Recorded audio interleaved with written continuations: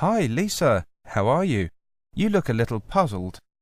Hi, Simon. I am. You're familiar with the campus, aren't you? I can't figure out where anything is. Well, let me give you a hand then. Which places do you need to know? First, I need to know where the library is. I haven't registered yet. All right. You know where the North Gate is, don't you? Yes, it's up that way, about 200 metres. Sorry, Lisa. I'm afraid it's in that direction, and it's about 500 metres away.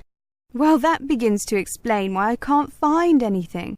So, the South Gate. North. Then it's a little towards the West Gate. You can't miss it, because it's really big and has a large sign on it. OK, I'll take your word for it.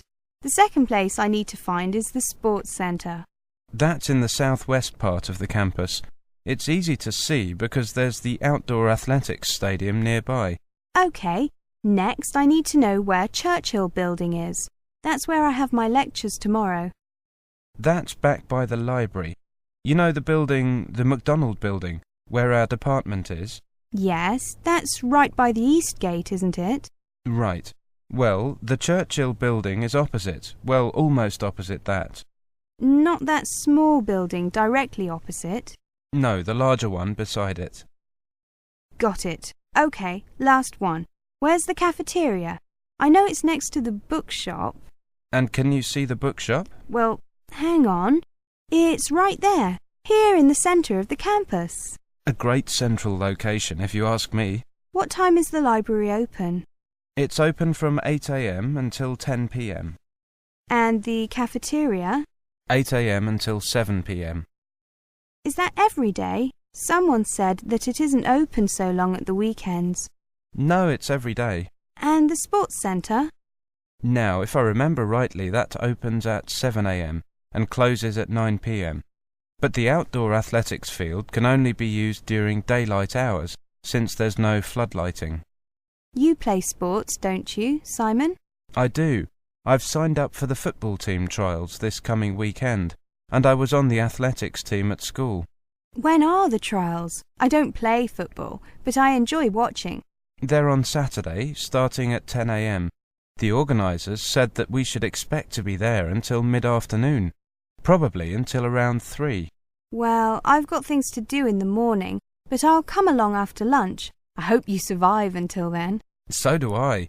I think that in the morning they'll be aiming to sort out the people with ability from the no-hopers.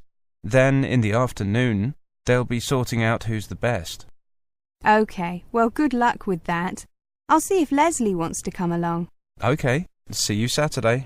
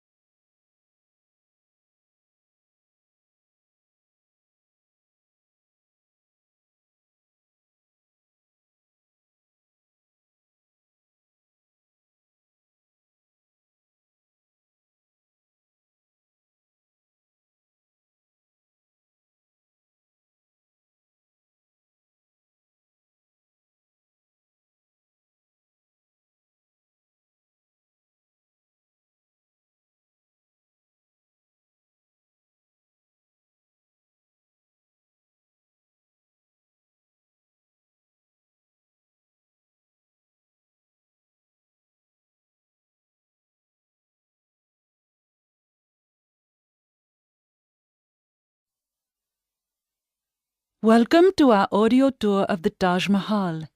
The Taj Mahal is the most popular tourist attraction in India. It's also one of the most spectacular buildings of the world and is considered as a symbol of love. But how many people realize that it was actually built as a tomb or burial place for the emperor's wife? The Taj Mahal was built by the Mughal Emperor Shah Jahan to commemorate his beloved wife Mumtaz Mahal when she died. And although this was not his original intention, for he had planned to build a black marble tomb for himself, they both lie side by side in the tomb today. Emperor Shah Jahan's two greatest passions were architecture and jewellery, and both are represented here in all their splendour. The most skilled architects and craftsmen came from across India and countries as far away as Persia and Turkey. Much of the structure was built in white marble that was carried by 1,000 elephants all the way from the Indian region of Rajasthan, some 300 kilometres away. Crystal and jade came from China, sapphires from Sri Lanka, and turquoise from Tibet. But there's a lot more to the Taj Mahal than just the tomb. So let's have a look at the overall plan before we take a walk through the magnificent gardens. Your tour begins here, at the point marked with an X on the plan. This is known as the main gateway. Walk through the gate and you come into an elaborate garden. There are 2 marble canals studded with fountains which cross in the centre of the garden, dividing it into 4 equal squares.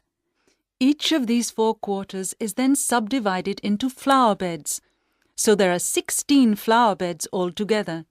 The tomb stands majestically at the north end, not in the centre, as you might have expected.